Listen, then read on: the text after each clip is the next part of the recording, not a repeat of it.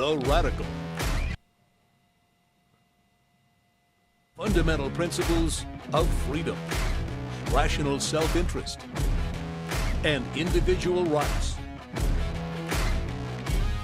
This is the Yaron Brook Show.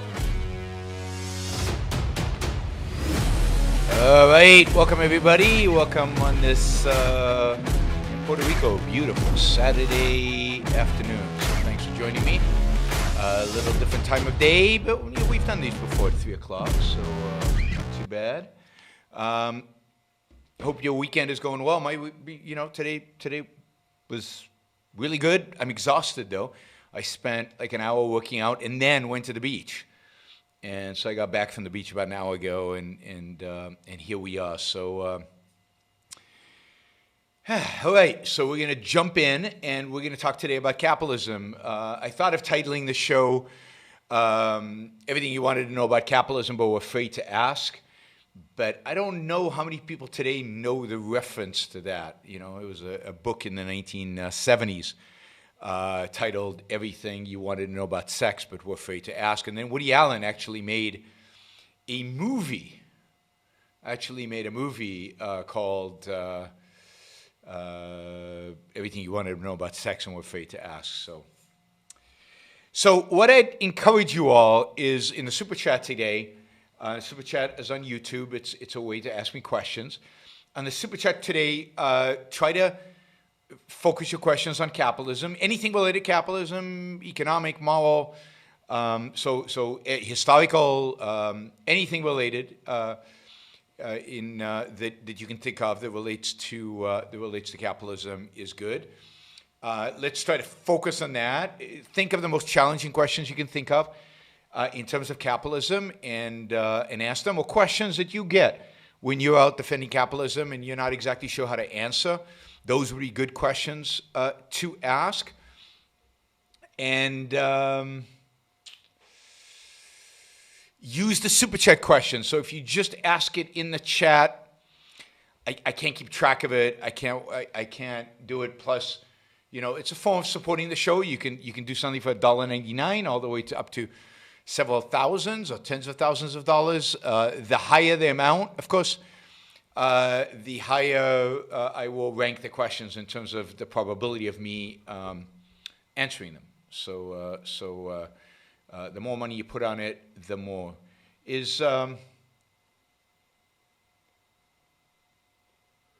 Are you guys on Facebook getting video?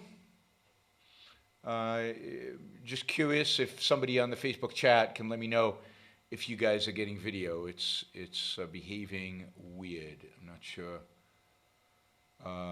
Alicia, are you getting video? Let's see. Yeah, there's the video. Okay. Must have been on my end, maybe not on your end. So the video is working. All right. So ask questions. There is a Super Chat. You can find a $sign at the bottom of your screen on YouTube.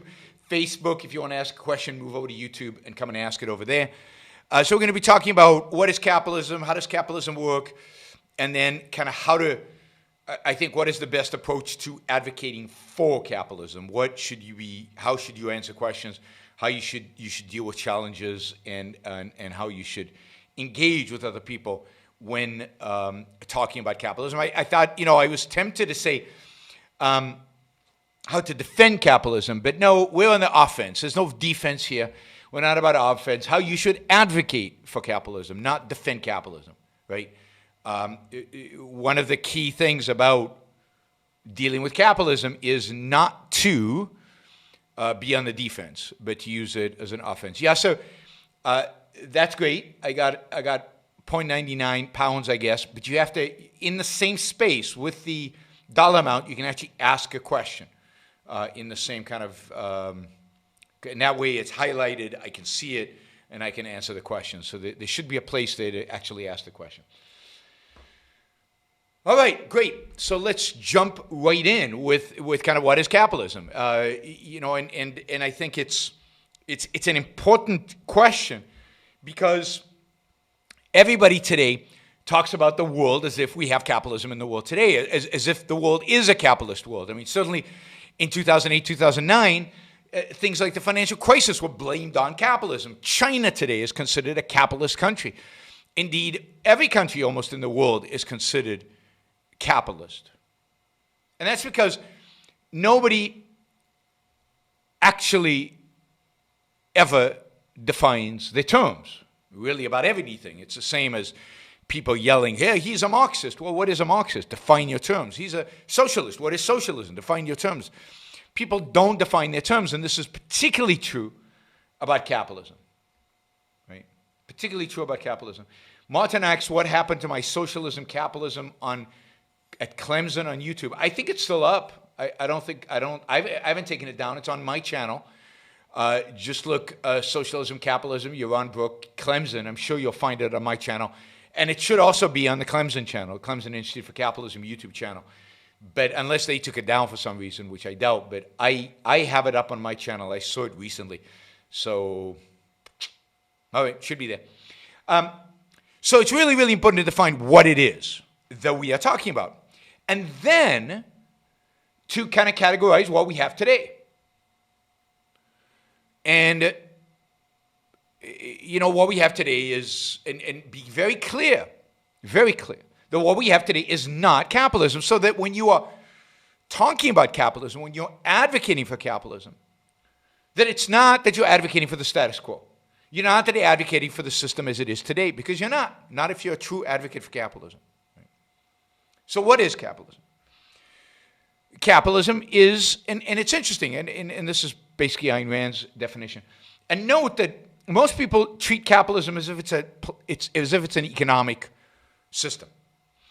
But for Rand, and I think objectively, it's much more. Because even if you view it just as an economic system, it implies a particular political system.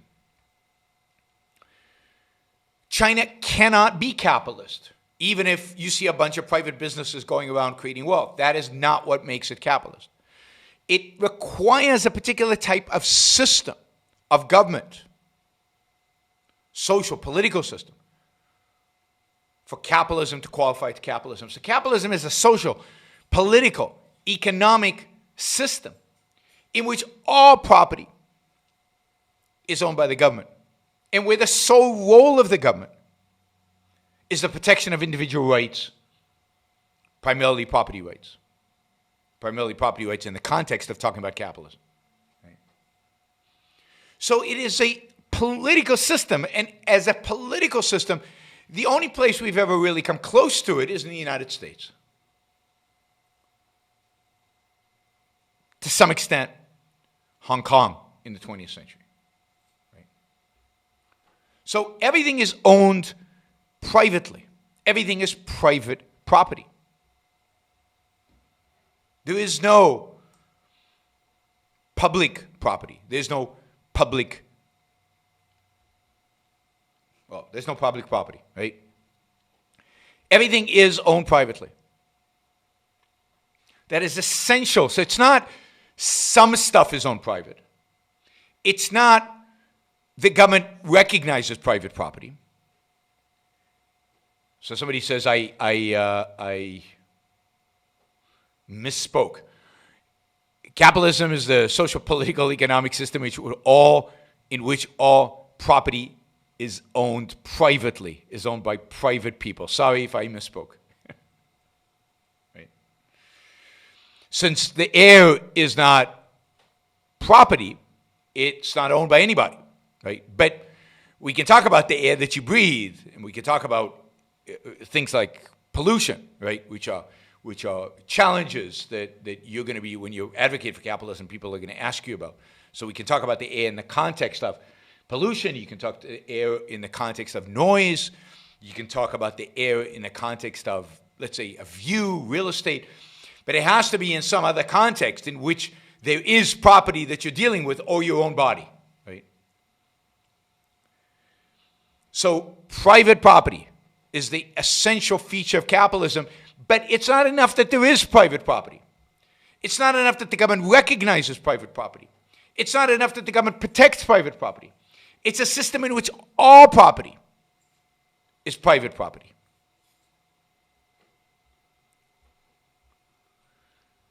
that is that all the means of production, all the land,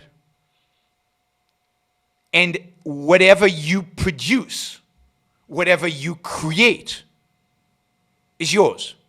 It's not the state's. And the state has no claim against it. So capitalism is that political system in which the government's sole responsibility is the protection of individual rights. Right? Individual rights. Capitalism is the political system of freedom.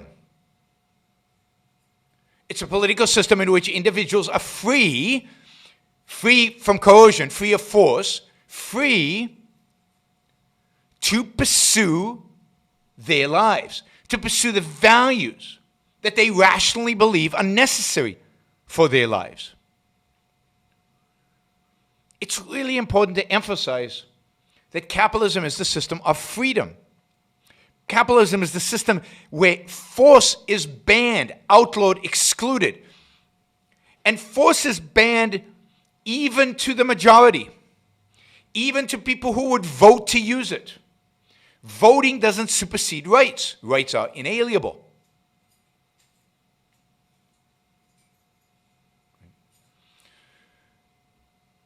So,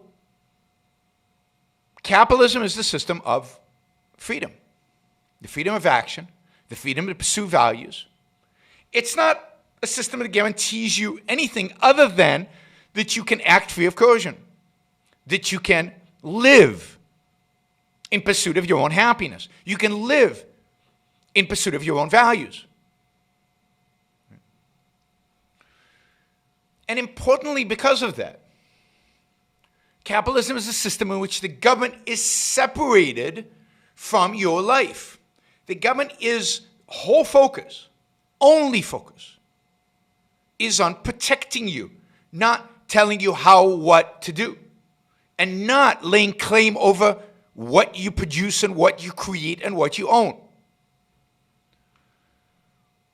So, capitalism is a system that demands this separation of state, of government, from economics. It's a system where the government has no say in your actions, including in your economic actions, unless you have used force against another human being, and here I include fraud as force. So it is a system of complete freedom. You can pursue any value, and as long as you're not using force to interfere with the pursuit of other people's pursuit of their values, you are to be left alone. And importantly, capitalism is a system that rewards the rational pursuit of values. It rewards those people who are rational, who are productive, who are creative, who are builders, who are makers. And in that sense, capitalism is a system of justice. To the extent that you actually build, produce, and then can trade with others for their own benefit.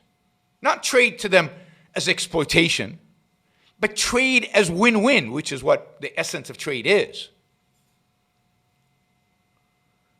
Then you are rewarded for that. Not rewarded by some central authority, not rewarded by some committee, not rewarded by something external, but you're rewarded by your very existence, by the very nature of the action. You are better off. It's win-win, which means you win. It's a system of justice in which those who produce, those who create values benefit. And the more value you create, the more you benefit. You know, you've often heard me probably, if you've listened to my talks, you've often heard me talk about, you know, how do you become a billionaire? And the fact that in order to become a billionaire, one has to create enormous value for large numbers of people and do it at a price where you can make a profit. And if you can do that over and over again and sell whatever product you have to hundreds of millions of people over and over again, you're going to be a billionaire. But that's only because you produced immense value. You produced immense value that benefits hundreds of millions of people through a mutual trade, through win-win relationships. So again, the focus on capitalism is on the freedom, your rights being protected, rights are freedoms of action, on the win-win nature of the transactions, of the interaction, the voluntary nature of that interaction, because we're all free. It's all voluntary. Who you employ, how much you pay for them, how much they're willing to take, what you sell, at what price, who buys, all of that is voluntary. That's the essential characteristic of a free society. Right? That's what freedom means. The interactions are not coerced. So that is kind of the political system, the social system perspective on it. And in some sense, from a moral perspective, there's a perspective that many people take that that's all you need. But I think you also need to understand how such a system works economically. And the essential characteristic of the system economically is that it allows great producers to produce, to create, to build. And it rewards them to do that.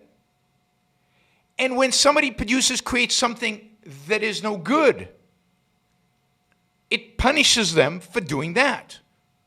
And it punishes them on multiple levels. And the reward is on multiple levels. I'll give you a quick example. If you produce a product that, let's say you have a startup and you produce something and the market likes it. You sell a lot of it. Then not only are you gaining revenue from the people buying your product, but the markets, banks, financial markets look at you and say, oh, he produced something of value. People are buying it. There is real potential in the future here.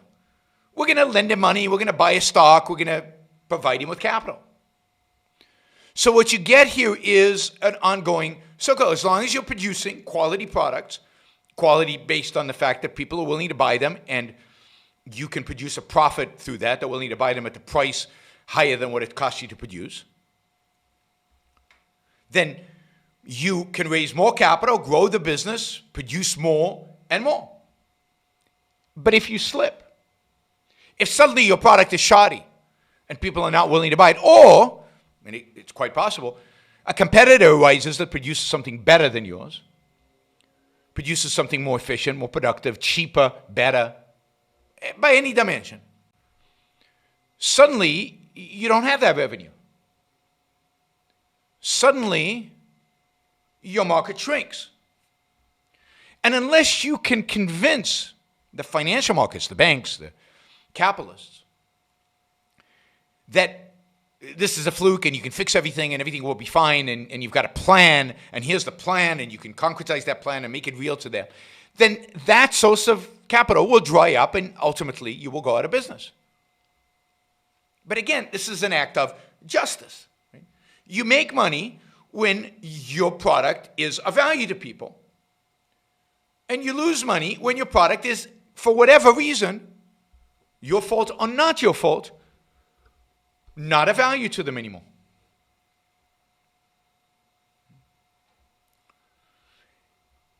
And essentially, that's the essential characteristic of a capitalist economy.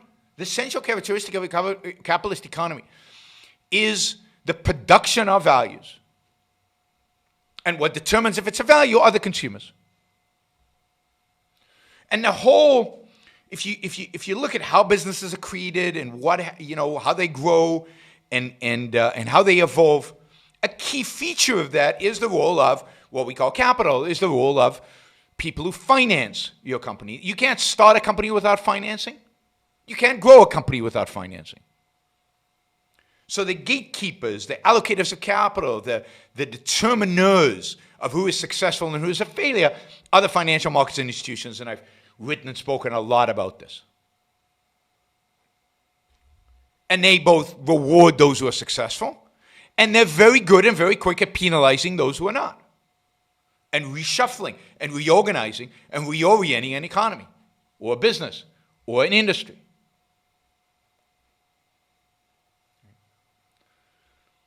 And again, all consistent with voluntary interaction. The financier doesn't owe you anything. You don't owe the financier anything unless you have a contract. And the reason we have contracts is because many of these transactions that occur are long-term transactions. They're not instantaneous. It's not me just selling you something, you providing me with the cash. Even there is an implicit contract that what I advertise you're actually getting. But real detailed long contracts are required because most transactions under capitalism happen over time. And they're entered in, again, voluntarily. They're entered in for mutual benefit. They're entered in as a trade. So you've got the creation of value at the heart of everything. And to be successful in any point, you have to be a value creator. At the end of the day, even to consume, you have to have created some value so you can trade to get the product that you are going to consume. There is no free lunch. There's no free anything. There's production everywhere you look. Production of what? Production of values. Values to whom? Values for the people who will ultimately consume the product. And that is true across the entire supply chain. It's true in every single dimension. Now note that nowhere on planet Earth do we have a system like this.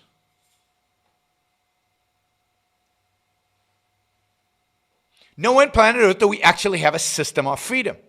Nowhere on planet Earth do we actually have a system in which individuals can voluntarily exchange value for value. Every economy in the world is controlled, regulated, taxed to some extent or another at every step of every transaction. What we live in today is a mixed economy where people think capitalism is alive because there's some private property. But even the private property we have is to some extent an illusion. I mean, we have the private property, but our ability to keep it is an illusion. I mean, try not paying your property taxes on your home. Suddenly, the home is taken from you. You're renting the home in a sense from the government. You're paying rent. It's called property tax. That's not capitalism. Capitalism is the government has no claim against you. There cannot be property tax and real freedom. Or your income.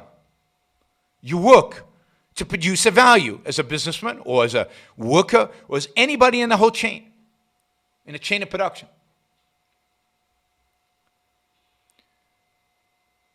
And 20%, 30%, 50%, 55% of it is taken from you.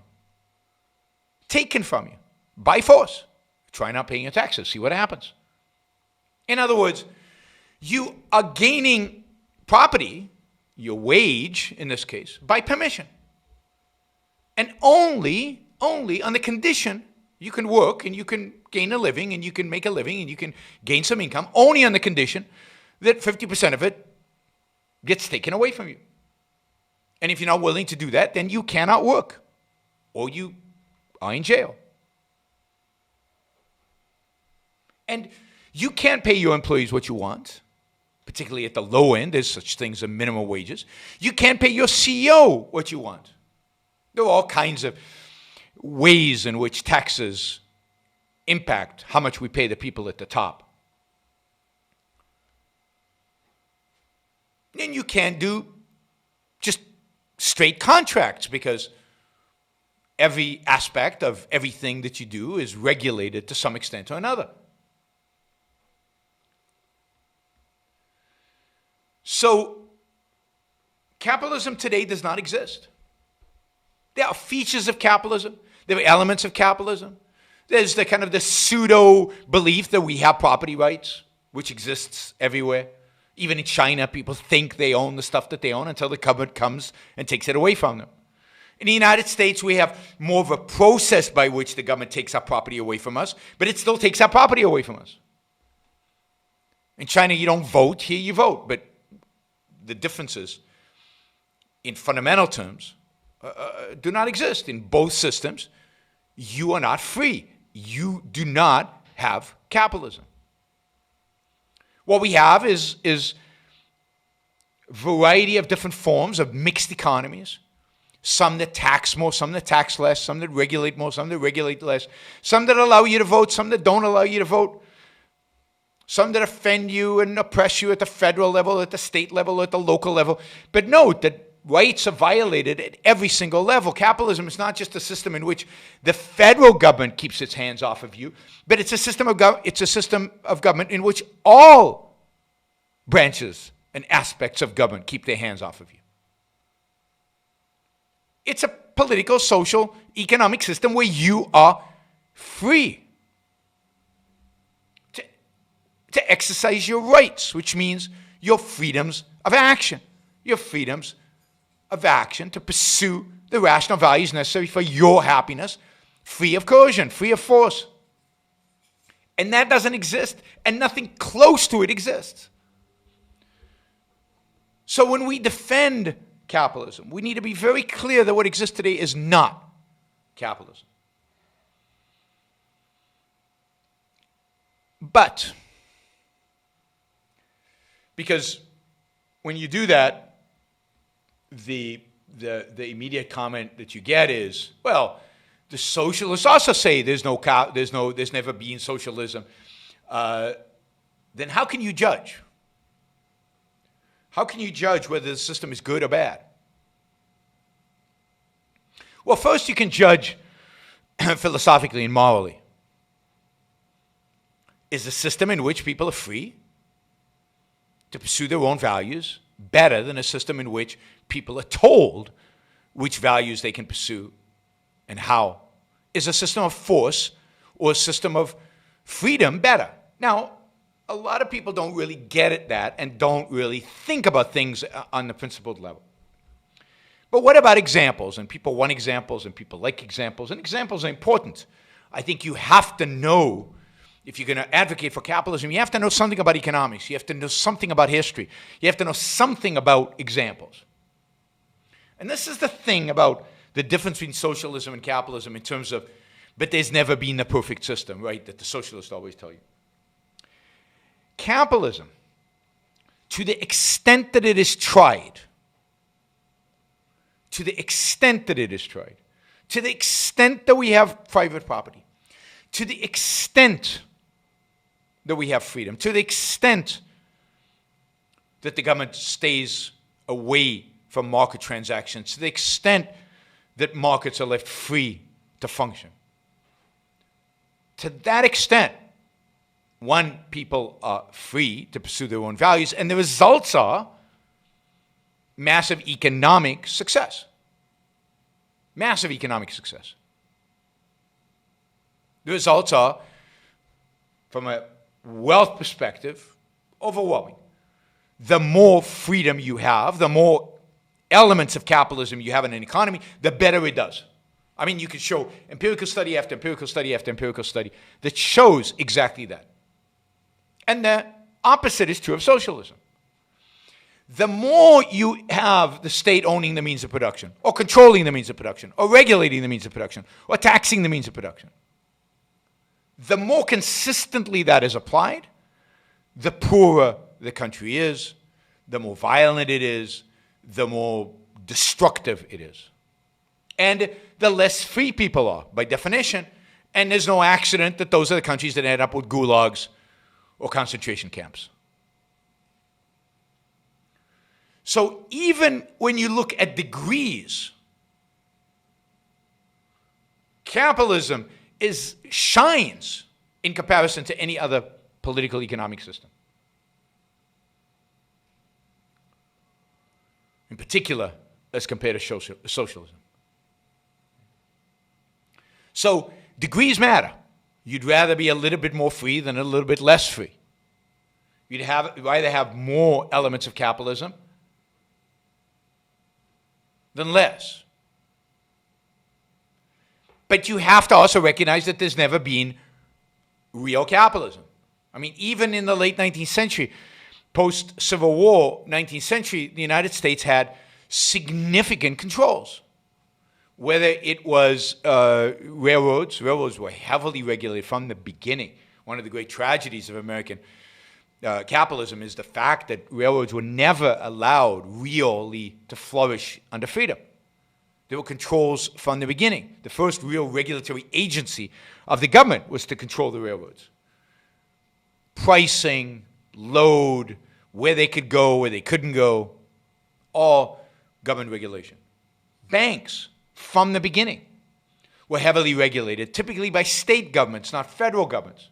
Not the federal government, but heavily regulated, even in the era of so-called free banking, where there was no central bank, there was no Federal Reserve. Banks were heavily regulated by the state and local governments. For example, in America, in the past, you couldn't, if you were a bank in South Carolina, you couldn't open a branch in North Carolina. You could only be in South Carolina. And if you were a bank in Illinois, you couldn't have more than one branch. It's called unit banking. That's all government dictated. And even when it came to the actual currency, the idea of banks issuing their own government, gold-backed currency, the government kept playing around with the value of the gold, and where there was gold, the gold and silver, and what actually money represented, and screwed up the U.S. economy numerous times by shifting the metric, right? You know, the value of gold is like, in a gold standard, is like, what is a meter, or what is a yard, what is a foot? It can't change all the time. If it changes all the time, then as a monetary unit, it loses all value. And that's what was going on even during the periods of great freedom in the United States. And of course, in the early part of the 19th century, you had slavery, which is clearly not freedom. So even in the US, you never had a complete system of capitalism. And the same is true of Hong Kong. But they approached it, and when they approached it, they thrived. They grew at the fastest rate in human history. And every time, to the extent that the market approaches capitalism, economic success is there, and individuals thrive. It's not some kind of aggregate economic number like under the Soviet Union. There were periods where some aggregate amount, GDP or whatever, grew significantly, but divorced from the actual experience of individual human lives. No, under capitalism, when so-called GDP grows, it means the standard of living of productive individuals within the society is improving dramatically. And that's indeed what happens. It's not just a theory, it happens. Middle class gets created, people come out of poverty, we redefine poverty, because now poor people are much, much richer than they used to be, but they're still relatively poor to everybody else, so we still have to have a category of poor, but even though they're not anywhere near as poor, all of that happens under capitalism. So you need to know the theory, and you need to know that you cannot divorce the economics from the politics. You need to know you cannot divorce the economics from the political system, the social system, that it's all one whole. And that, again, today we don't have capitalism. But to the extent that a country embraces it, to that extent, it succeeds economically. And succeeds economically is not some collectivistic notion of the country succeeds economically. What that should mean when you say the country succeeds economically what that really means is individuals within the country, productive individuals within the country, succeed. Their standard of living, quality of life increases. That's the focus. The focus is on quality of life, standard of living of individuals who are productive within a society. And when you look at societies around the world, and you see the quality of life and the standard of living of individuals within that society going up, then it's worth taking note, and it's worth looking and seeing to what extent are elements of capitalism, elements of private property, of elements of freedom being embraced. And when you see quality of life, standard of living going down, when you look and you see what's going on, what you discover is that elements of capitalism, elements of freedom, elements of markets, free markets, are being suppressed, are being controlled, are being reduced. And there's a real dramatic cause and effect here, which people on the left and right want to reject or want to deny. I've given this example in the past, but I'll give it one more time. And it's, of course, relevant in the news all the time, and that is China, right? How did China go from 1978, where it was basically one of the poorest countries in the world? And when I say poorest countries, what I mean is individuals within China had one of the lowest standard of living, quality of lives in the world, to where they are today, where they have a big middle class, where quality of life, standard of living is dramatically better. It's still way below that of the United States and Western Europe, but it's dramatically better. How did that happen? Well, it happened because they embraced certain elements of capitalism. Not all of it, but certain elements of it. And to the extent that they did it, quality of life, standard of living went up. And then when you look at the last 7 or so years, and you see China clamping down, reducing freedom, controlling their citizens, controlling what's produced, emphasizing and investing heavily in what they call state-owned enterprises, then what? Then I think you can make the very logical, reality-based conclusion that whatever economic growth they've experienced in the past is going to come down. And potentially, you could actually see quality of life, standard of living shrinking, reducing, wealth in society going down.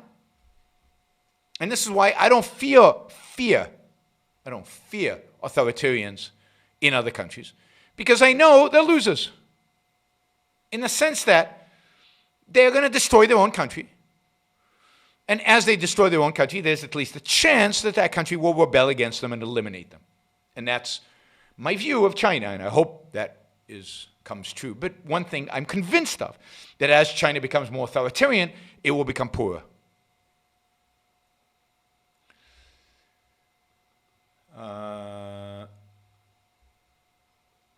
All right. Now, there was one other point I wanted to make about capitalism.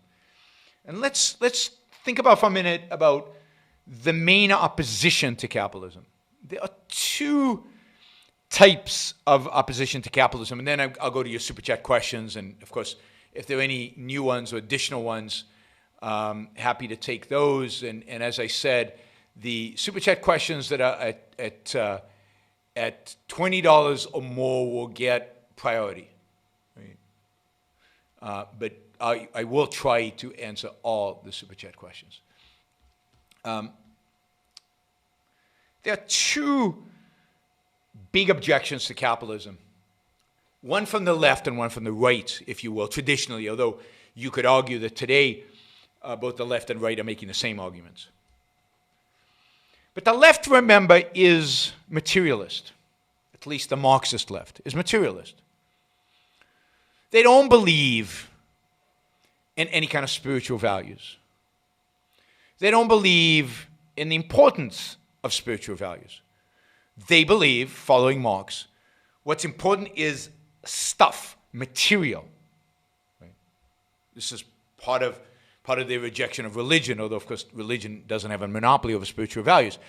Everything is real, but it's part of their rejection of free will. It's all about materialism. Right? It's all about atoms bouncing around. It's all about the material wealth that we have. And therefore, the left is obsessed with redistribution, with wealth, with who has what, who has stuff, and who doesn't have stuff. And they're obsessed with the idea that workers are exploited. Because they're materialists, what they see in terms of production is they see a worker put things together. That's the work. What financial markets, what capitalists, what CEOs, what managers, what marketing executives do is amorphous. It's kind of the spiritual realm. It's not real. It's not observable. It's not something I can touch, not something I can feel, not something I can hold. And therefore, it is unimportant, insignificant. The only thing that is significant, you can see this in what's his name, Richard Wolff, the economist, the only thing that adds value is labor. The people who produce, create with their physical muscles, with their hands, or today with their typing fingers. That's what counts. Right? That's what counts. So capitalism, so to them, capitalism is immoral, capitalism is wrong, capitalism is objectionable because capitalism rewards the people who use their mind and not who use their muscle. Because the worker is not compensated for what he actually makes. You see, the way the Marxists think about this, if you think about Apple producing computers, what really matters is the person who assembles this. That's where the real value added is. It's in the people who assemble this. And if you take all the iPhones in the world, right, and you take the revenue from all the iPhones in the world and divide it by the number of employees, the people who literally do the work to assemble this, and to maybe some more sophisticated Marxists get the idea that somebody has to have an idea and maybe you have to have marketing, but certainly the CEO and certainly the top executives and certainly the capitalists, the investors didn't do anything. So you take all the revenue produced for this and you divide it by the number of employees, that should be their salary. And that, of course, is not their salary. It's not how we determine their salary. But they produced this, and they're not getting the full value of what they produced. So therefore, they are being exploited. Now, that is upside down morally and economically. Workers do not produce this. There is no iPhone without a vision for an iPhone. Steve Jobs. And that vision of an iPhone makes the iPhone possible. And by making the iPhone possible, it makes possible all the jobs that everybody has associated with the entire supply chain that makes iPhones. There are no jobs. There is no manufacturing. There is nobody working. There are no workers without the idea. And of course, the idea cannot go anywhere. The idea cannot go anywhere unless somebody is willing to fund the idea, to provide capital to build the plant, to buy the equipment, to pay the wages. So the prime responsibility for any business, for the existence of any business, for the existence of any product, and therefore the existence of employees, for the existence of workers, for the existence of any wages, is with the CEO and with the capitalist. And then you can go down the pyramid where every layer of senior managers is benefiting the organization far more than the cumulative impact of all the workers at the bottom. Workers who are relatively easy to replace, by the way, because their skill set is pretty low. Therefore, there are lots of people who share that skill set. And the higher up you go in the organization, the more difficult it is to find people. So you get supply and demand impacts. But the more important aspect of it is capitalism is the system of justice. It rewards people based on what they contribute. It rewards people based on the values they produce. It rewards people based on what they do. Not on how hard they work, but on how much their work contributes, adds to the actual value, to the value of the thing being produced. So capitalism is a system of justice. Indeed, socialism is a system of injustice. Because it treats the people who produce the least as the most important, who add the least amount of value as the most important. And it takes the people who actually make everything possible and treats them like shit. Treats them really, really badly. Negates their contribution. And by the way, it's because capitalism is a system of justice that it is successful, that it motivates, that it incentivizes, that it ultimately leads to the production of huge amounts of wealth and the increase in the standard of living of individuals across the board on a scale that is unimaginable. Somebody says, what is surplus value? There is no such thing as surplus value. Surplus value is what the Marxists call the value above and beyond what the worker put into the product. So the value that the firm gets that it doesn't pay out in wages. But that's not surplus value. That's the value. Right? Surplus value is the profit. But the profit is the value of the product. And the profit only exists because the people who supplied the capital and the people who supply the ideas and the people who supply the management skill make the product possible. So it's not surplus value. It is the reward, the just reward,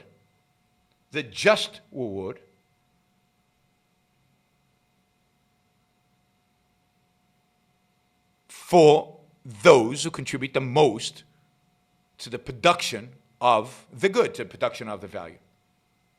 Lewis says, sorry, beneficiary. Did I say something different? Anyway, I don't know. So one objection is a material objection. It's why do they have so much? Why do these people have so little? Why do these people have so little when they did all the work? Because all they can do is be perceptual. They can't understand how products are actually created, how things really come into existence. The crucial role the capitalist plays, the crucial role the entrepreneur and the CEO play.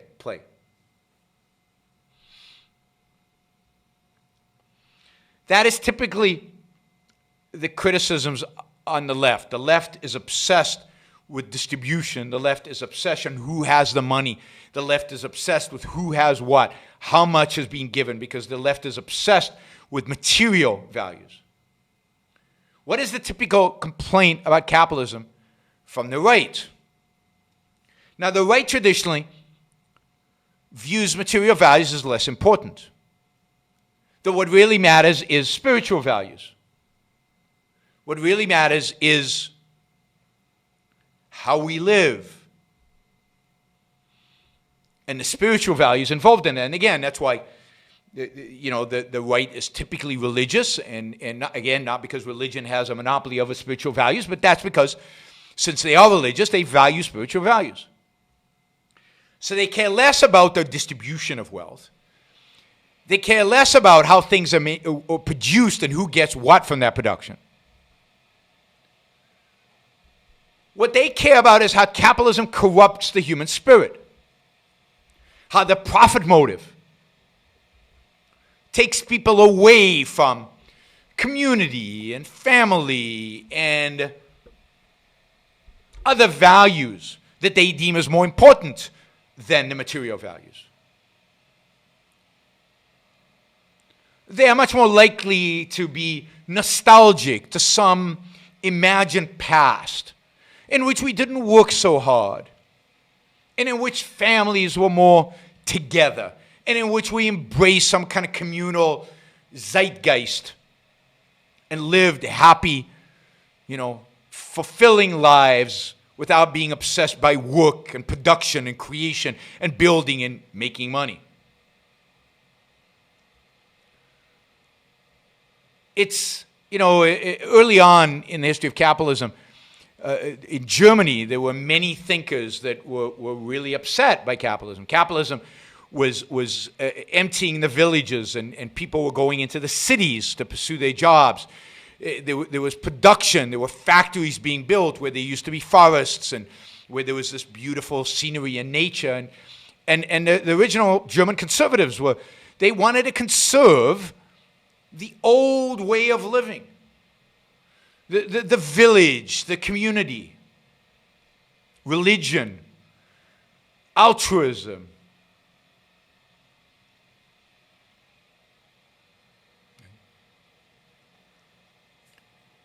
And they saw capitalism as a threat to all that. And indeed, many American conservatives, British conservatives, saw the threat as well. And that's why conservatives have never really been advocates for laissez-faire capitalism, for real capitalism. Because they think, this goes back to, if you remember who Irving Kristol was. Irving Kristol was a prominent conservative in the 1970s, well, mainly the 80s. Well, 70s and 80s. And Yaron Brook wrote a famous book called Two Cheers for Capitalism. And he said, look, it produces the wealth. There's no question about that. And it allows people these freedoms. There's no question about that. That's great. But what does it do to the human soul? When people are consumed by the pursuit of profit, when people are consumed by work and don't have enough, when people are giving too many options. For example, one of the traditional conservative critiques of capitalism is too many options, too many choices, too much consumerism. Don't you hear that all the time? We're a consumerist society, and it's bad to be a consumerist society. And we utilize this freedom to consume to buy trivialities. By the way, the third cheer for capitalism, which we refused to give, Irving Kristol refused to give, was because it was too obsessed with being self-interested, consuming what you wanted, producing what you wanted, living your life the way you chose to live it. It was too self-interested. And it abandoned that sense of community and altruism. So for the right,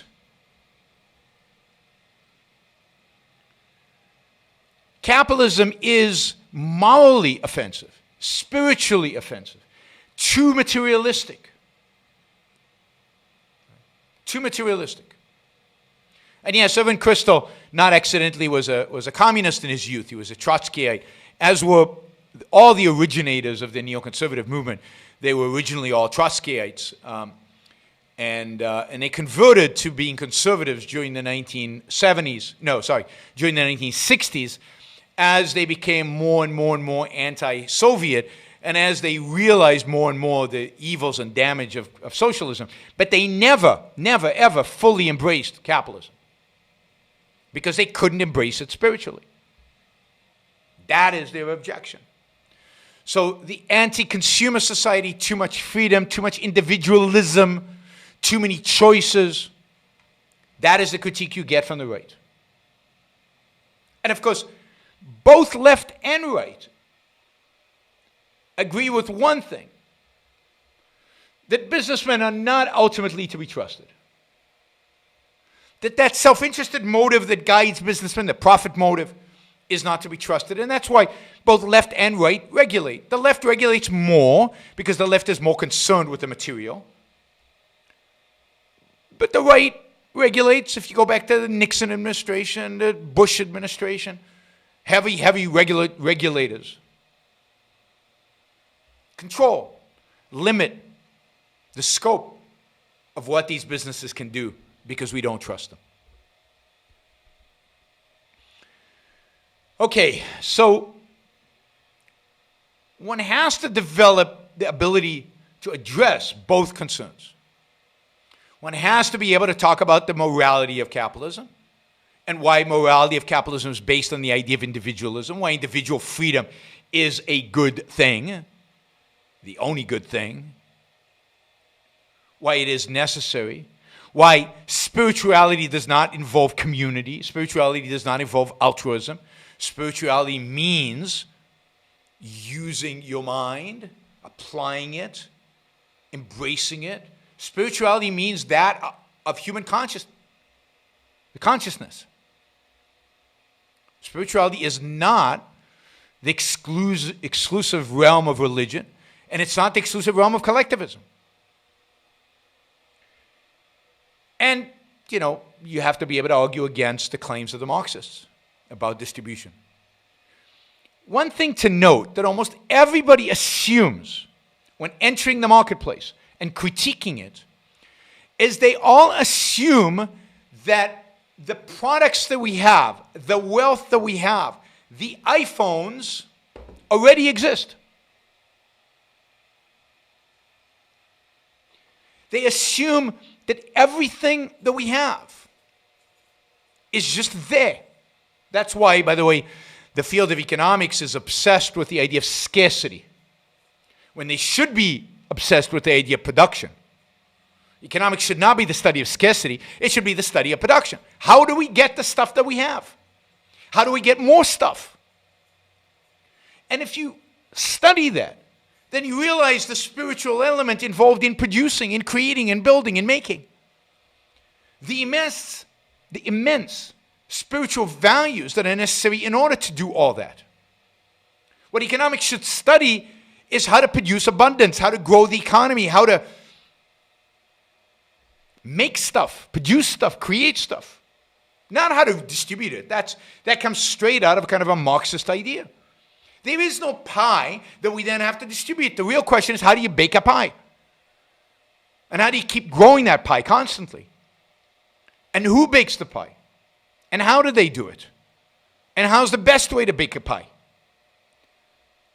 That is what economics should study. It should be the study of production and trade. Once you bake the pie, how do you get it to your customers? That's the trade side of it. So production and trade, those are the two features economically of capitalism. Those are the two features of economics. Those are the two features that economics should study and should be focused on. All right, let's, I've been talking for a long time. I've been talking for an hour nonstop. That passed like that. I love this capitalism topic. I guess it goes by quickly. Okay, let's take some of these super chat questions. I'm open to more. Feel free to put lots of dollars on them. As I said, I'll take $20 questions out of order. All the rest will have to just wait in order. And hopefully we'll get to all of them. Is government intervention, this is a $20 question, is government intervention always bad? Well, I think it was a 20-pound problem. Tokyo is served by 16 private railway companies. They all used a different booking system. The government then forced them to standardize, and the service is much smoother ever since. Yes, government intervention is always bad. That doesn't mean that you can't get a localized solution that is better when government intervenes. It depends what you mean by bad. Right? Has this one booking system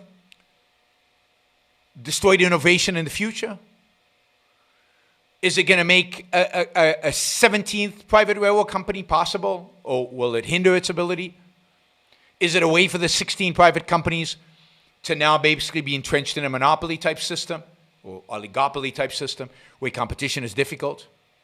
What about innovation in booking systems? How do we get that? So you can show that sometimes when the government intervenes, there is improvement locally, temporarily. What you don't have is a parallel universe where the government doesn't intervene. And we see what happens over time and how the two systems evolve. And my guess is, it's not a guess, is that the system that didn't have the intervention will ultimately, as a complete service, evolve better than the system that did have the intervention. But it's more than that. It is an issue of principle. Once you accept the fact that the central planner might have insight into making a particular system better, a particular area better, then what is the limit? What is the boundary? How do we stop it? Even if it's true that in a particular situation that it's better, how do we stop the central planner from introducing more and more and more restrictions? By the way, I wonder, just as an aside, I just thought of this. Why does Tokyo have 16 private railway companies? And I wonder if the 16 private railway companies try to merge so that there are only 3, because I'm not sure you need 16. It seems like a lot of railway companies. If they try to merge where there were only 3, I wonder if Japanese antitrust laws would prohibit that and restrict that and stop that.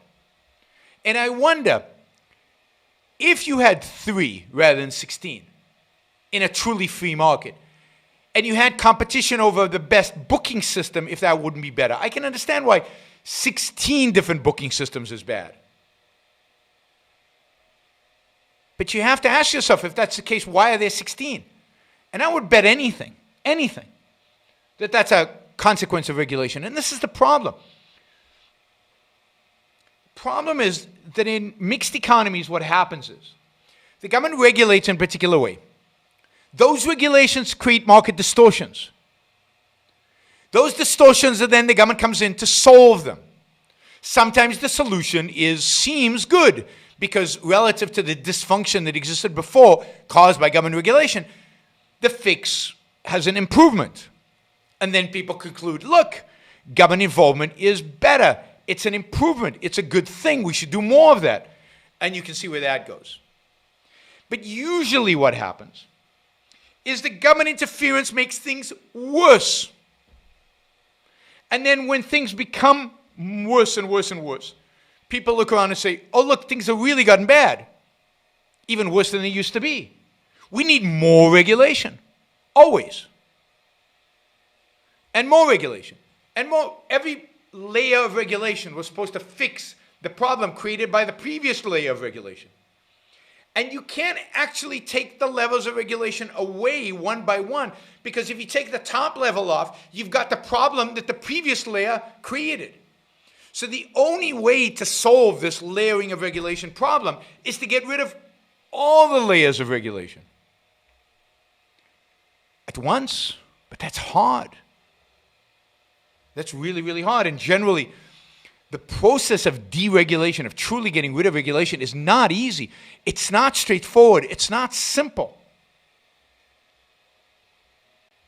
The process of getting rid of regulation is complex and difficult. And that's why, when people say, this president deregulated, that president deregulated, yeah, but how? And what happened? And what regulations did they get rid of? And how deep did it go?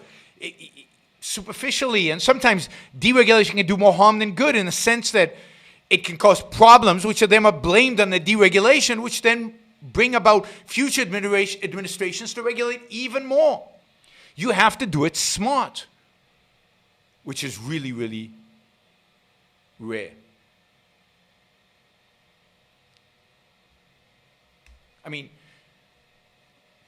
So government intervention is always bad unless there is a legitimate threat to the individual rights of citizens. Either an actual violation of rights or a threat that rights are going to be violated. That's when the government should intervene. So, for example, if a virus, an infectious disease, rights have not yet been violated, but you walking around with an infectious disease is a threat to other people. It's a threat to their life. It's a threat to their health.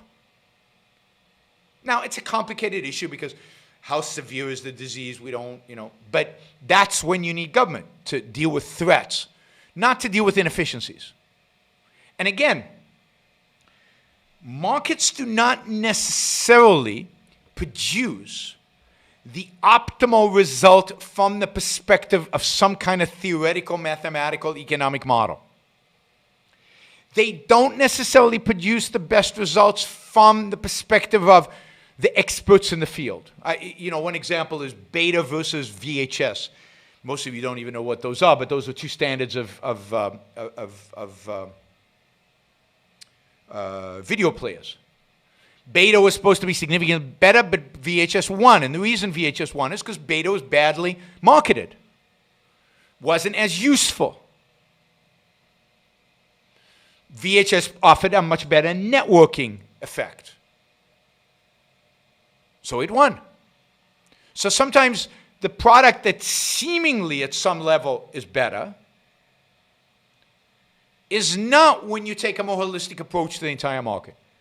Markets work. All right, we got another $20 question here, so let's take that one. Let me just erase this one. How much of the US dollar value is dependent on foreign lending or foreign borrowing?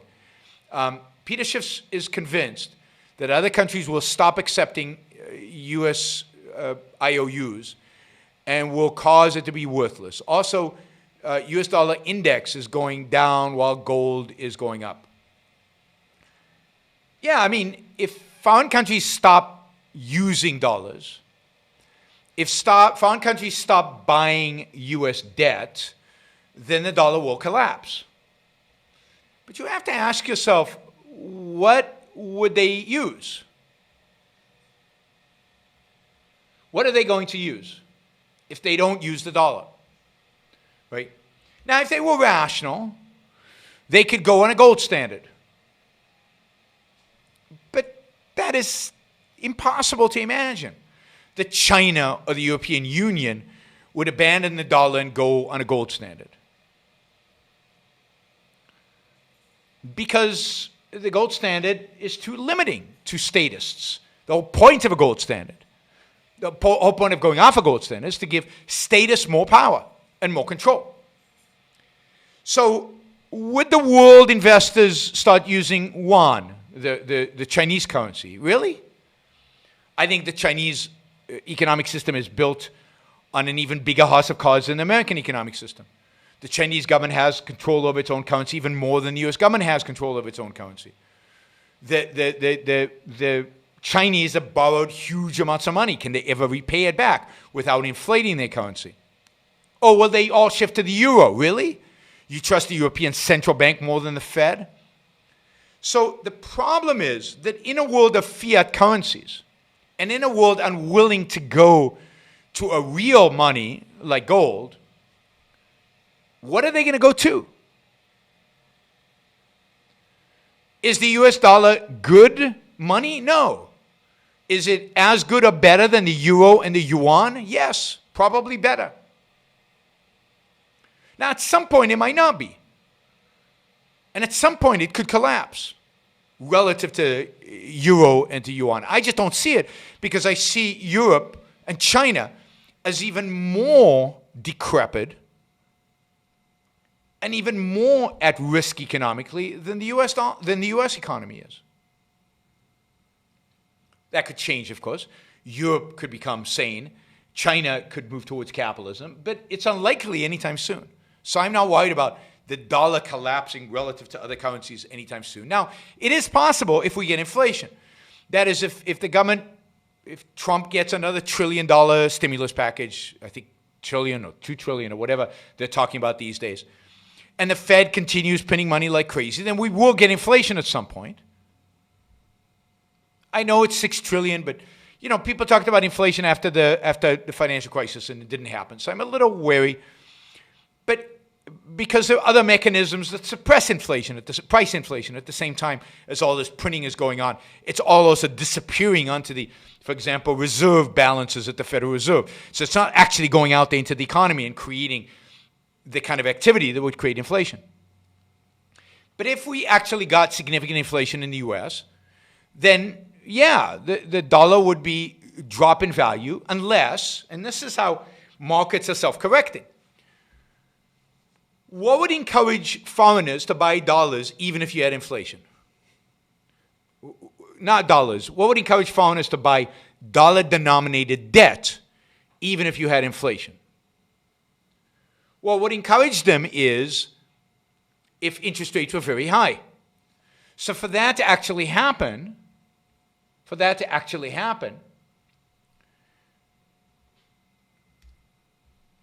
the Fed would have to allow interest rates to rise, particularly long-term interest rates to rise. So again, whether the dollar collapses completely depends on what the Fed does, the extent to which interest rates are allowed to move, the extent to which we are inflating our currency to a point where prices start going up significantly, and to the extent that other countries are not doing that. That is, to what extent is Europe and China engaged in more rational economic policy. I see no sign that China and Europe are engaged in economic policy that is better, more rational than America is, than the U.S. is right now. We will see. Maybe I'm wrong. But that's why I don't see the collapse of the dollar as imminent. Now, gold is going up because the risk of inflation has gone up. So if you want an inflation hedge, if you want to hedge against the possibility of future inflation, price inflation, then you buy gold. So the gold is a consequence of the fact that gold going up is a consequence of the fact that the risk, not the actual inflation, but the risk of inflation, of price inflation has gone up. Somebody says there's $30 trillion of debt. There's much more than $30 trillion because what we're not counting is all the obligations that the federal government has made that are not literally denominated in bonds. And if you count those, which include Social Security and Medicare, then the actual U.S. debt is well above $100 trillion. But those obligations also exist in Europe and to some extent in China.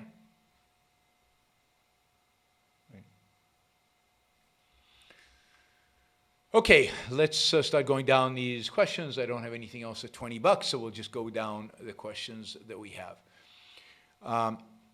What do you think of the claims we need a new term for capitalism? I think they're bogus. I don't think we need a new term. Capitalism is a great term. Capitalism is from the mind. It goes back to Greece, and it's about the mind. Capitalism, as described by Marx, he described it well. It wasn't like Marx when he described capitalism didn't get it right. He then rejected it, but he described it right. It's a system of private property. And it's a system of free markets, free of regulations, free of control. That's what Marx hated about them. But the system as described by capitalism is the right term. What we need is to rescue it from people who describe today's system as capitalism. And then we have to rescue it from people like who think that if you modify it, it's better, like conscious capitalism. Ever heard of conscious capitalism? I mean, that's terrible. What's that mean? That regular capitalism is not conscious? That somehow you need conscious capitalism? I don't know, all kinds of moderate ways to describe capitalism. No, you don't need any of that. Capitalism is a great term, and it's well understood. What we need to do is not let people dilute it by assuming that what we have today is capitalism. Like we need a new capitalism. We need a safe capitalism. We need a kind of capitalism, a softer capitalism, a conscious capitalism. No, we just need capitalism. We need to move towards capitalism and stop moving away from capitalism. And that's an easy argument to make. Easy argument to make. So no, we don't need a new term. And I don't know of a new term.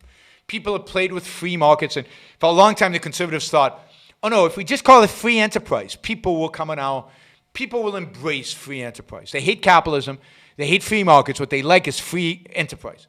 So if you look at Arthur Brooks and a bunch of conservatives used free enterprise everywhere, all the time, they talked about it. Has that increased the number of people who embrace capitalism? No, it hasn't changed one iota. Because what people dislike is the content, not the word. All right, this is a $20 question. A revolution of ideas will take a while. Yeah, a long while. What can freedom-loving people do to significantly increase their personal freedom in the short term? Well, I mean, what you need to do is find places to live where you're going to have the most freedom given your particular circumstances. There's no reason to pay California-style taxes if you can live just as well and pay less taxes in Florida, Texas, or Puerto Rico. There's no reason to live under the kind of regulations that California and New York impose when you can live in Florida with a lot less regulations. But there's only so much you can do because you live in a world in which there's heavy, heavy controls and where freedom is constrained. So in the short run, it's very difficult to increase your personal freedom.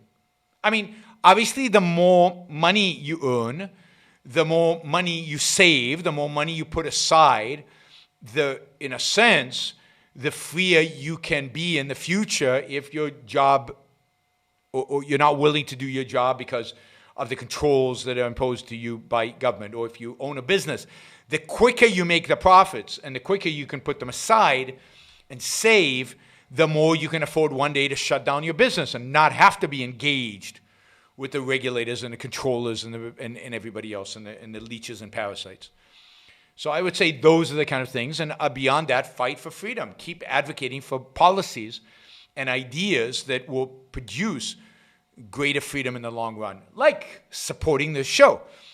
So please support the show, yaronbrookshow.com/support or Patreon or Subscribestar. I don't know of anybody who is doing more work, just sheer volume and I think quality of work to promote capitalism, not just from an economic perspective, but from a social, political, cultural, and economic perspective, from every perspective possible. Nobody is doing more work to promote capitalism, to defend capitalism, and to advocate for capitalism than I do on this show. If you want me to be your voice, then support the show. It's pretty easy. Subscribestar, Patreon, Locals, or yaronbrookshow.com/support. In addition, you can, of course, subscribe to the show. Right now, we've got about 170 people watching live on YouTube.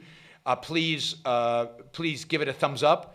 Give it a like. You can do the same thing on Facebook. If you're watching right now, please like the show. It helps algorithms. It gets it out to more people. It raises its visibility. It helps in every dimension. So please, of the 170, a bunch of you have not yet liked the show. Yes, I see you liking it. Thank you. Keep going. Keep doing it. And then, of course, if you really like the content, then please share it and let your friends know about it and get more people engaged with it. I haven't ended the show. This is not the end of the show. I've got like 20 Super Chat questions. So we're going to go for a while. This might be one of those 2-hour shows that we do. So, and share it. If you share it right now, for example, while it's happening live, we might get a bunch of new viewers coming to the show and being exposed to these ideas for the first time. So it's a great opportunity to promote the shows while it's happening live and just share it on whatever platform you are watching it on. Okay. Somebody writes, PHP, what currency is that? I'm curious. Let me know. It seems like a lot, 250, but I don't know what PHP is.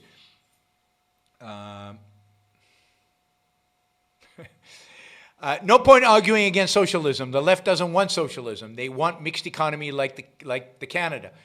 Unless you argue living in Canada is worse than the U.S., the left will want U.S. to become Europe. Yeah, I mean, the left doesn't want real socialism, at least not the majority of people who support the left. Certainly there are a few people out there who are nuts who want real socialism, but that is the tiniest of minorities. Most people don't know what socialism is, don't have a clue what socialism is. Every time people send somebody out with a microphone to ask people, what is socialism? They don't know. They have no clue. They're ignorant of it. So most, even leftists, don't want socialism. They want a mixed economy skewed towards more, distribution of wealth. The left is primarily motivated, I think people voting left are primarily motivated by wanting more redistribution of wealth. That's the thing that really pushes them. You can add to that things like climate change and other things that they associated with their ideology, but it's primarily that. On the right, so they are mixed economists, and the difference between the right and the left in the United States today is minimal. It's insignificant. It's some people want to regulate more, some people want to regulate less. Nobody wants to get rid of all regulations. Some people want to tax more. Some people want to tax a little less. Nobody wants to really get rid of taxes or to have a low flat tax. People, some people want to spend government money more, and some people want to spend government money even more. Nobody wants to actually shrink government spending. There's not a single senator or congressman out there who wants to actually shrink government spending. I think Rand Paul did a long time ago. But he hasn't proposed anything that would suggest shrinking government spending in a long time. Because Washington corrupts. And being in Washington a long time corrupts absolutely. So the left wants a mixed economy and the right wants the mixed economy. And the differences are minor. From an economic perspective, the differences are minor. Now, it's true. Less taxes is better than more taxes. But it's just a matter of degree. There's no principled difference. No principled difference. Aaron, thank you. I understand that is in a Philippines currency. So thank you for the contribution. So it's, unfortunately, in the world in which we live today, in politics, certainly, there's nobody advocating for capitalism. There is, I will repeat, nobody advocating for capitalism. There's nobody advocating for free markets. There's nobody advocating for shrinking government spending, shutting down regulatory agencies, doing away with them wholeheartedly. Nobody. The right wants to manipulate and use those regulatory agencies for its goals, and the left wants to do the same for their goals. The right wants to tax a little bit less, but then they want to spend like there's no tomorrow. So how are they going to pay back all the debt they're taking on for the spending, if not tax our children and grandchildren? So nobody is against taxes in Washington, D.C. Certainly not. Nobody's against high taxes in Washington, D.C. They want, because if you're for government spending, then you're for high taxes. That's just by definition. All right, guys, hold up on the Super Chat questions because it's getting to the point where 2 hours will now be enough, and that's not good. All right. How worrying is the gap between Wall Street and Main Street that the media is talking about? Signs of trouble. Well, I mean, signs of trouble. It's definitely trouble when the media talks a lot about this. And it is a problem that people see Wall Street, for example, during this crisis, as doing great. And Main Street is suffering the brunt of the crisis. And they saw that it's more so under COVID than it was in 2008. And this is the idea that finance does nothing and finance is unproductive. But there's an element of truth during these crises to it. And that is that what the Federal Reserve is doing is making sure that Wall Street doesn't suffer, making sure that Wall Street sustains itself. The whole way in which we've structured our system of statism, a system of government intervention, is to protect Wall Street, to protect big banks, to protect shareholders, to protect the bond market, to protect bondholders, to protect the financial world at all costs.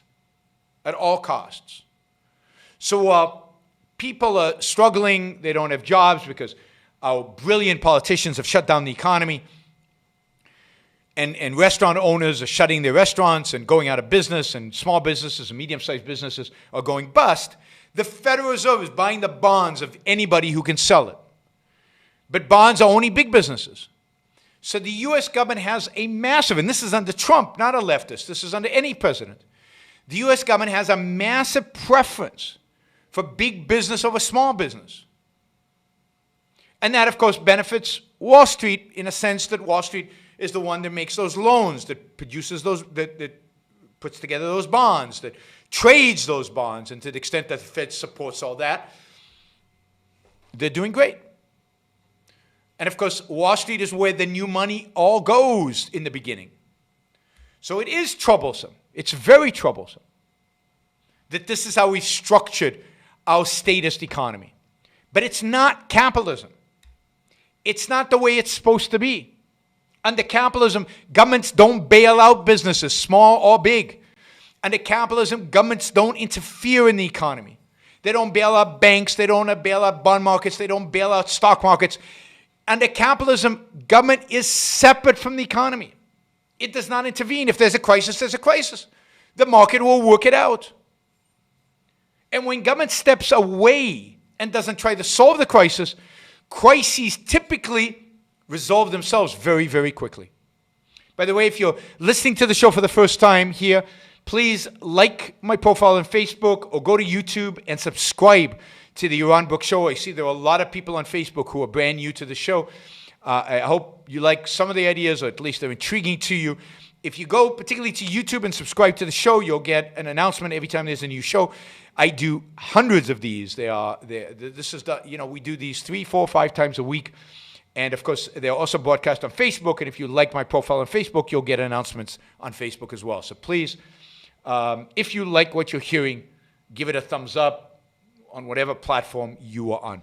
All right, does capitalism facilitate self-esteem? And does socialism hinder it? Absolutely. I mean, one of the things that is not, I think, understood enough is the psychological impact of capitalism and the psychological damage that socialism does. Capitalism is a system in which you are expected to achieve and produce. That production and that achievement bolsters your self-esteem. And you get external signals that are objective about whether you succeeded or failed, because the market is providing them. You either provided a value, you were either productive or you weren't. If you weren't, you fail. And you can learn from that failure. You can understand that failure. The failure is objective. It's not just that socialism removes incentive. Socialism removes signals. It removes rewards. What it removes from the equation is justice, and it replaces it with injustice. So you're justly rewarded, and when you're rewarded, whoa, I did something good. I produced, I created, and that bolsters your self-esteem because you recognize what you've done. You've recognized your achievement. Under capitalism, if you live a good life, you're rewarded by being happy. If you live a good life, you're rewarded by having wealth. If you live a good life, you're rewarded by success in whatever dimension you want to measure that success. Money being only one dimension. You can't fool yourself. You can't live off of other people. You can't be a leech or parasite. You have to earn it yourself, which means self-esteem. So it both requires self-esteem to participate in capitalism, because you have to have some confidence to go into the marketplace, and it bolsters your self-esteem. It creates an environment in which you bolster your own self-esteem. Now, on the other hand, socialism. Are you getting paid because of what you produced? Are you getting paid because that's what the commissar says you should get paid? Are you getting paid because that's what Washington decided you should get paid? Is your product successful in the marketplace because the government says it should be successful in the marketplace? Or because it divorces your monetary, material rewards from justice, from whether you did anything to achieve them. I remember working on a kibbutz. And a kibbutz, kibbutz is an Israeli commune, kind of agricultural commune kind of system. And everybody in a kibbutz had exactly the same. Everybody got the same apartment, the same refrigerator, the same television, the same everything. But they didn't work the same. So you had the same stuff as the other guy. Why? If you were a hard worker and you were a smart worker, you didn't get any more. And that frustrated you. Because why am I got the exact same material stuff as this other guy who's a complete lazy a-hole who does nothing? Why am I being treated exactly the same? That's unjust. Socialism is a system of injustice, and therefore is a system that cripples, destroys self-esteem. And more than that, it is a system of people with low self-esteem. People who want to be taken care of. People who don't want to produce for themselves and take personal responsibility for their lives. Socialism is a system of psychologically weak people with low self-esteem. Socialism is for, by losers. Losers.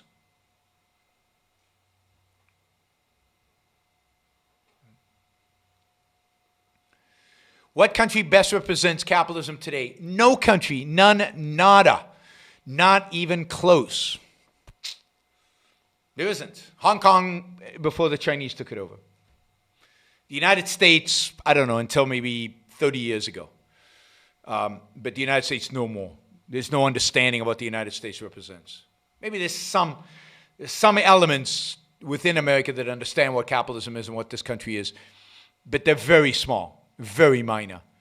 They're not, and they're not being elevated to where they need to be. So no country today. The argument between gold-backed currency and fiat-based debt currency is a false dichotomy. Only Congress should print money indexed to production. No, Congress should not print money. Congress should have no, zero, nada involvement in the economy. That makes money political. It makes money a political tool. It would be completely wrong. Money should be produced by the market. It might be gold-backed. It might be backed by something else. It might be Bitcoin. I don't know. I don't really care as a capitalist. I care maybe as a theoretical economist. But not as a capitalist. Money should be whatever the market deems money to be, in terms of the real product that it is, the medium of exchange that actually is used. So I believe it would be gold back if you let the market alone, if you left it free, if you let banks produce currency instead of government or Federal Reserve produce currency, then I think it would be gold backed. But maybe not. Maybe it would be backed by something else. The point is, let the market decide. Let competition decide. Have different currencies and let them compete. Why are we afraid of competition when it comes to money? Have you seen the pic of a busy commercial area off the interstate being circulated by people claiming capitalism creates aesthetic ugliness? I mean, there's a sense in which capitalism does create aesthetic ugliness, particularly poor businesses, particularly non-profitable businesses, particularly unsuccessful businesses. On the other hand, look at the Apple headquarters, or look at the skyline of New York. Those are aesthetically beautiful. And they are created by success. They are created by wealth. They are created through the success of capitalism. The falling apart strip malls, the businesses that need a fresh paint of paints, and the ugly signage and all of that, those are signs of businesses that are not very successful. The more success, the more wealth, the more there is time, energy, focus on building an aesthetic environment for the business to exist in. And so you want, in a sense, the commercial areas where failed businesses or not that successful businesses. And it's not aesthetically pleasing. Tough. On the other hand, Hitler's Berlin, and Stalin's Red Square, you could argue maybe aesthetically pleasing. I don't find them aesthetically pleasing, but they're more organized and cleaner. But they represent oppression, suppression, lack of freedom, and horror. So I'll take the ugliness of the strip mall over the aesthetic value of some rigid, authoritarian, unfree environment. Do you think when we say we believe in free markets, we're putting our argument on the level of the mystics? Would I know or history tells us be better? Sure, but I don't think people take belief as mystical. And I don't think belief is mystical. I think there's a big difference between believing something and having faith in something. Faith is the rejection of reason. Faith is mystical. Belief is just saying, my set of ideas are consistent with. It's a shortcut. To say you have ideas, you have proof. Faith is the opposite. It's a negation of ideas and proof. Yeah, I know Singapore is #1 in the Economic Freedom Index, but that is not representative of capitalism. It's pretty bleak when today's Singapore is #1. Singapore that's moving way to the left, heavily regulated. It's not capitalism. It doesn't represent capitalism. It's the closest, but it's not capitalism. Thoughts on a Republican Capitalist Party?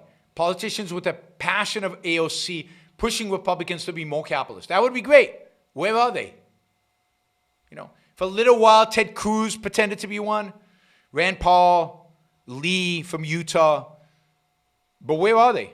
Why aren't they pushing? Why don't I see them on television advocating for capitalism? Why don't I see them being AOC in that pushing passionately for more freedom rather than for what AOC does, which is less freedom, right? Why don't we see the passion of AOC with the opposite of her ideas? I don't see the Republican Party being a capitalist. I've said this before, and you guys will hate me. I think the only chance for a Republican Capitalist Party, a party that actually advocates for capitalism, is for Trump to lose in a landslide. If Republicans hold the Senate and Trump loses in a landslide, then maybe the Republicans will rethink where they are, challenge the Tucker Carlson wing of the party, because I think Tucker Carlson wing of the party is winning, and the more Trump wins, the more it will win, and the more it wins, the more the country becomes socialist, because Tucker Carlson economically is a socialist, not a capitalist.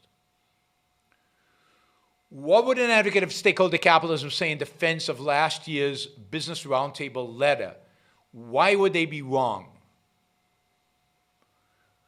Well, they would say, why privilege shareholders over everybody else? Why not take into account the interests and the importance of every other stakeholder? Why is it only one group? Everybody is contributing. It's basically a form of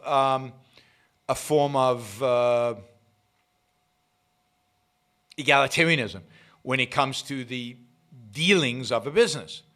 And it's kind of a moral egalitarianism, right?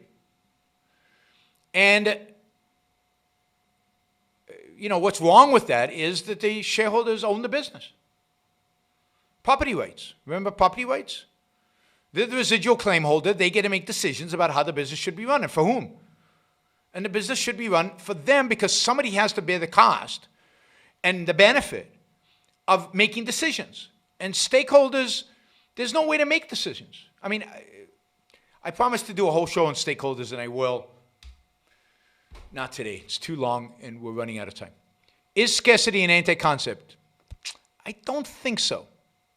I think scarcity is an identification of something real, that things in existence sometimes are less than what people would demand them. But it's used as an anti-concept because, let me think about that one. My guess is you're probably right, but I have to think about it. My point was that it's not what economics is about. How much of U.S. dollar value is dependent on foreign lending? Oh, we did this. Can you explain how a gold standard works, really? At the end of an hour and 40-minute show, I'm supposed to explain the gold standard? I mean, read a book on it. Quickly, the way a gold standard works is, it depends what kind of gold standard. There are lots of different kinds. My ideal kind is what's called a free banking gold standard. Under a gold standard, money is represented by gold, literally physical gold. And banks store the gold for you. You have a bunch of gold, and you put it in a bank. And the bank gives you IOUs, IOUs that are a claim against the gold now in the vault of the bank. Those IOUs are money, are the money, kind of paper money that we use today. Except that on these IOUs, like used to be written on the dollar bill, it says redeemable to X ounces of gold. And you can take that dollar bill and you can deposit it in any other bank. And they will either hand you some gold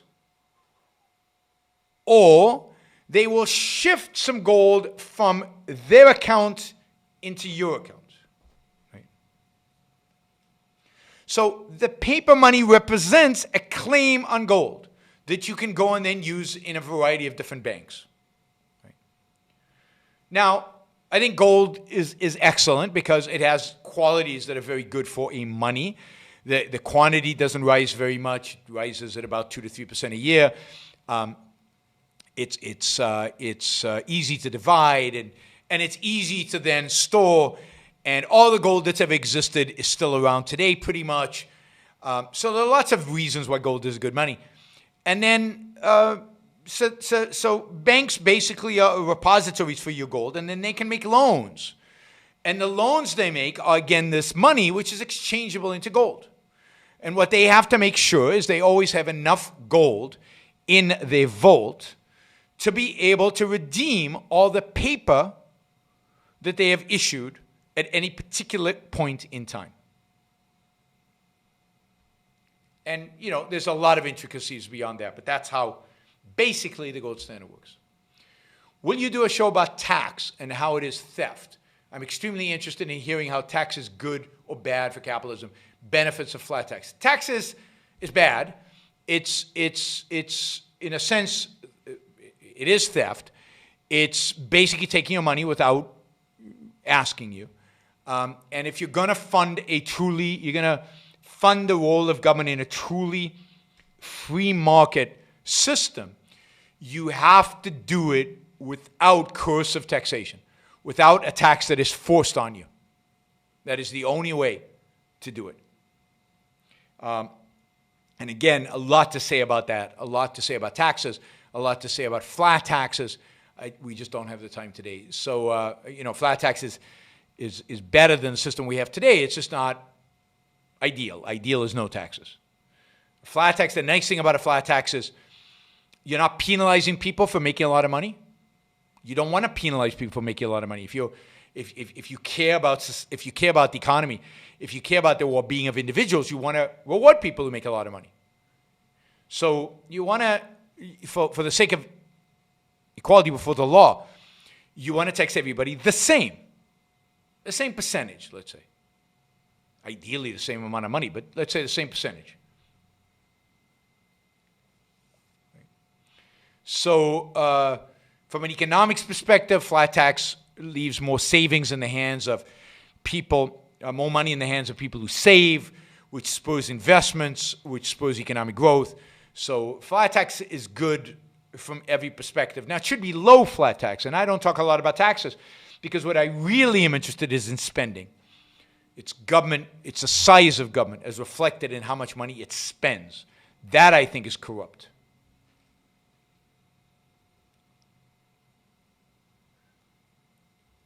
By the way, I have a few videos about how government would be funded in a truly free society. You can find those if you look at Yaron Brook funding of a free society or Yaron Brook taxes or stuff like that.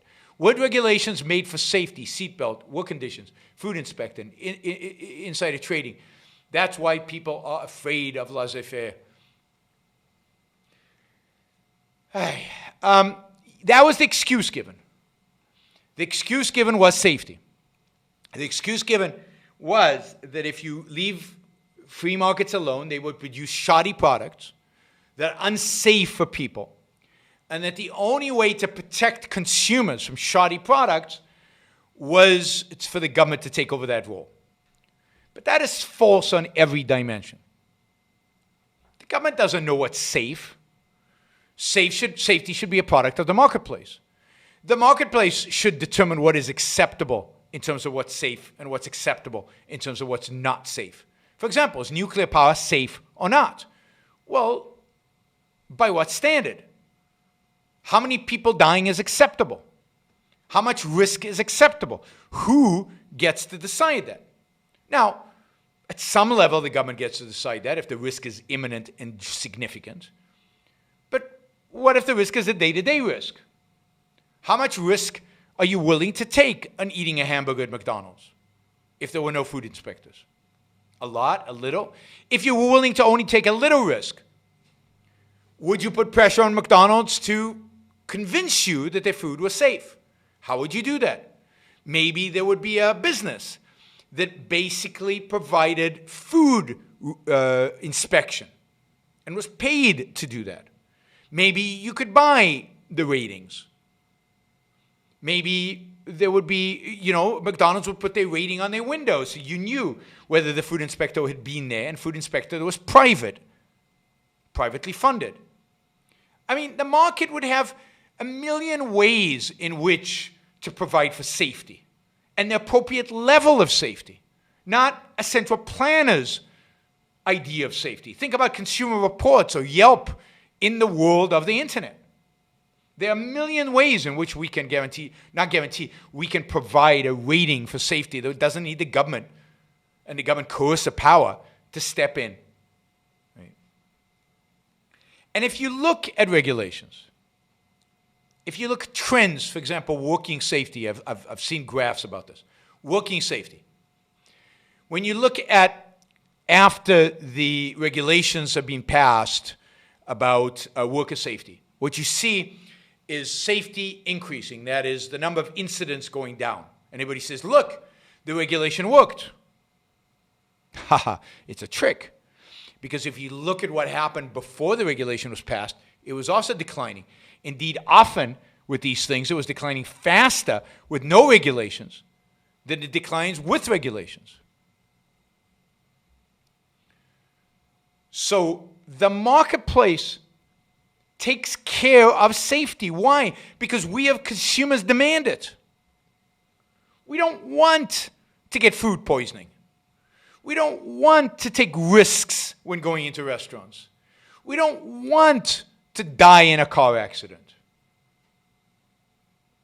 So we demand that the products become safe.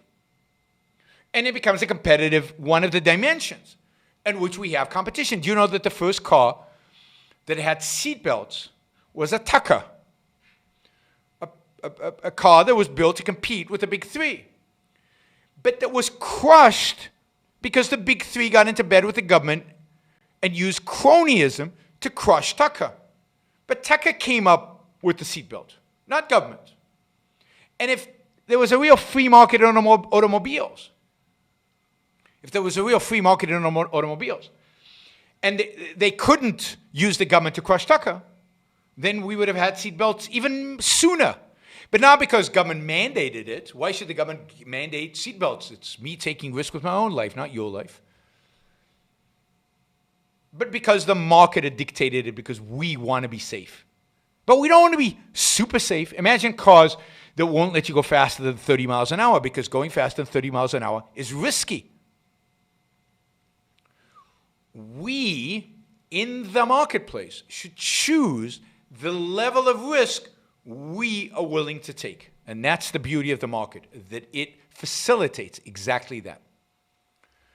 Why does the cancel culture hate capitalism so much? Because it hates freedom.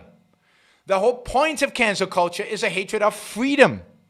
Freedom of expression, freedom of thought, freedom of action. And capitalism is a system of freedom. Socialism arose as a response to the effects of capitalism. There was no concept of socialism before.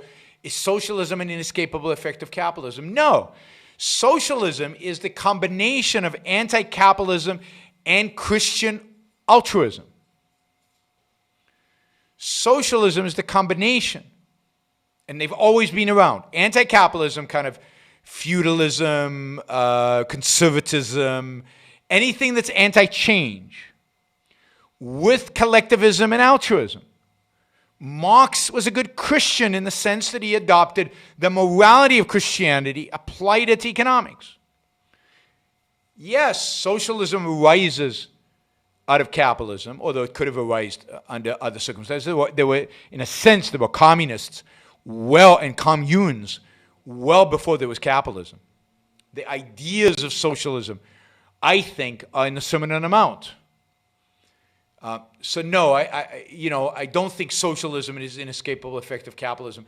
And socialism would be crushed if we defended the morality of self-interest and the idea of individual rights and individualism. All right, final question. Also, it seems that socialism took a hold of the United States with the end of free immigration. I'm thinking that if you have people busy getting rich, I'm thinking at free immigration as the cure for socialism. In many respects, you could be right. I don't think anything is a cure for socialism other than ideas. But immigrants tend to be more individualistic in the sense that they want to be independent and successful. They come to America to be successful. But if the educational system is corrupt, then within a generation or two, they become socialist again.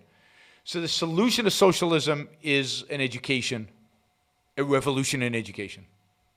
And mainly a moral revolution, a rejection of altruism in favor of egoism.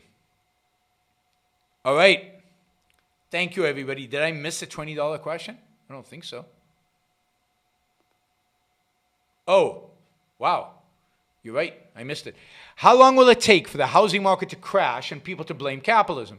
Will universities that do not go out of business still preach against capitalism? Why is Hillsdale the only college to not receive government aid?